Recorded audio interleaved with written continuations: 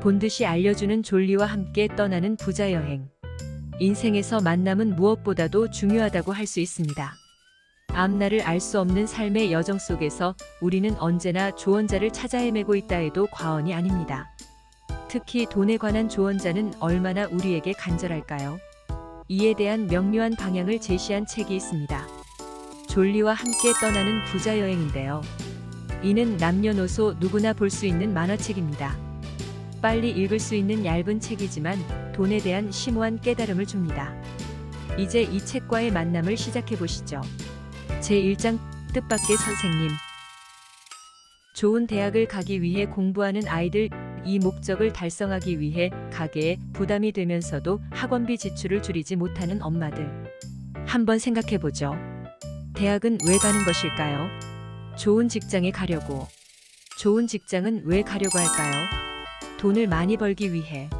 하지만 현실은 이 목적을 달성하기 위해 학원비로 과다 지출을 하고 정작 자신의 노후 준비도 되어 있지 않아서 은퇴할 나이에도 노동을 해야 하는 상황에 처해 있는 거죠. 그럼 아이들은 좋은 대학을 가서 아버지 어머니가 모시는 부자가 될 수 있을까요? 좋은 직장에 가면 돈을 많이 벌 수 있나요? 도서관 사서로 계시는 마을의 척척 박사는 어떤 조언을 해줄까요? 경쟁력은 주변과 다른 길로 가야 길러지고 사교육비를 줄이는 것도 중요하지만 모아진 자금으로 어떻게 활용할 것인가가 중요합니다. 척척 박사님은 제안합니다. 그 자금으로 주식 투자를 하라고 하지만 주변에 주식해서 망했다는 사람들이 너무나 많은데요. 주식 투자는 아이들의 미래와 자신의 노후를 위한 투자이고 은행보다 안전합니다. 은행보다 안전하다고요? 은행은 인플레이션을 능가할 만큼의 이자가 생기지 않습니다. 하지만 주식은 기업의 이익이 인플레이션보다 높습니다. 주식은 내가 투자한 돈만큼 그 회사의 주인이 되는 것이고 회사가 성장하면서 벌어들인 돈을 투자할 비율만큼 가질 권리가 있고 물론 주식을 자유롭게 팔 수도 있죠. 그동안 회사가 성장했으면 산 가격보다 비싸게 팔 수도 있습니다. 회사가 망할 수도 있지만 망하려고 일하는 회사는 없겠죠. 다들 성공하기 위해 최선을 다합니다. 우리는 좋은 회사를 알아보는 안목과 성장할 때까지 기다릴 인내가 필요할 뿐입니다. 하지만 주식 투자는 도박이라는 인식은 어디서 기인한 것일까요? 이는 투자의 시간을 너무 짧게 생각하고 너무 위험한 방법으로 투자하기 때문입니다.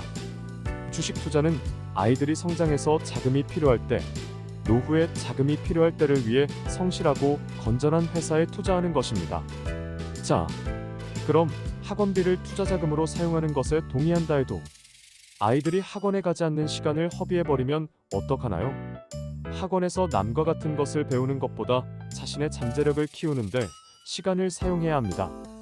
이제 제2장으로 이어집니다. 졸리의 말말말. 나의 노동력의 한계를 보완하는 것 주식. 나를 위해 자본이 가장 효과적으로 일하도록 하는 것 주식. 내가 놀러가도 잠을 자고 돈이 나를 위해 일하게 하는 것 주식. 주식 투자의 시작은 오늘 1만 원이라도 투자하는 것. 돈은 위해 일하지 말고 돈이 나를 위해 일하게 하라.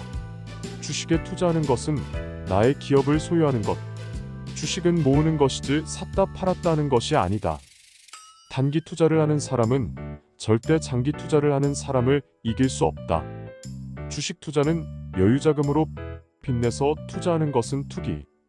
사교육비를 줄여서 주식에 투자하라. 아이들에게 금융 공부를 시키고 주식하는 법을 알려줘 부자가 되게 하라. 부자처럼 보이지 말고 부자가 되어야 한다. 남들의 방식을 따라하지 말라. 부자가 되는 길은 과도한 소비를 투자로 바꾸는 것이다. 전 세계 인구의 0.1%를 구성하는 유대인이 전 세계 자산의 30%를 소유. 유대인은 자녀에게 부자가 되라고 가르친다. 반면 우리는 공부 잘하라고 가르친다. 그러니 경제에 어두울 수밖에.